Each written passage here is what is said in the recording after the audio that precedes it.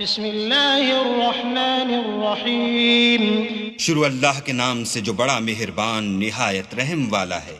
سبح اسم ربك الأعلى الذي خلق فسوى والذي قدر فهدى والذي أخرج المرعى فجعله غثاء أحوى سنقرئك فلا تنسى إلا ما شاء الله إنه يعلم الجهر وما يخفى ونيسرك لليسرى فذكر إن نفعت الذكرى۔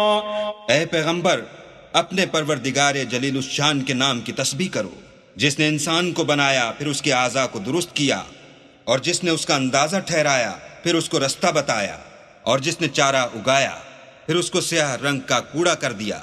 ہم تمہیں پڑھا دیں گے کہ تم فراموش نہ کرو گے، مگر جو اللہ چاہے وہ کھلی بات کو بھی جانتا ہے اور چھپی کو بھی۔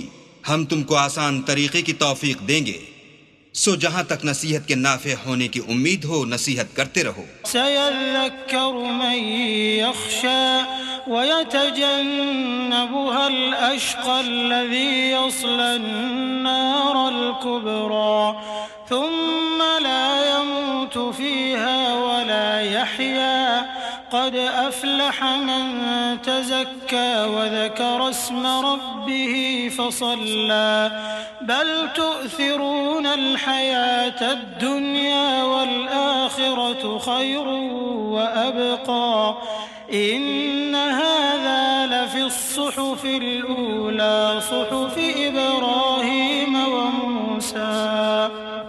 جو خوف رکھتا ہے وہ تو نصیحت پکڑے گا، اور جو بے خوف بدبخت پہلو تہی کرے گا، جو قیامت کو بڑی تیز آگ میں داخل ہوگا، پھر وہاں نہ مرے گا نہ جیے گا، بے شک وہ مراد کو پہنچ گیا جو پاک ہوا، اور اپنے پروردگار کے نام کا ذکر کرتا رہا اور نماز پڑھتا رہا۔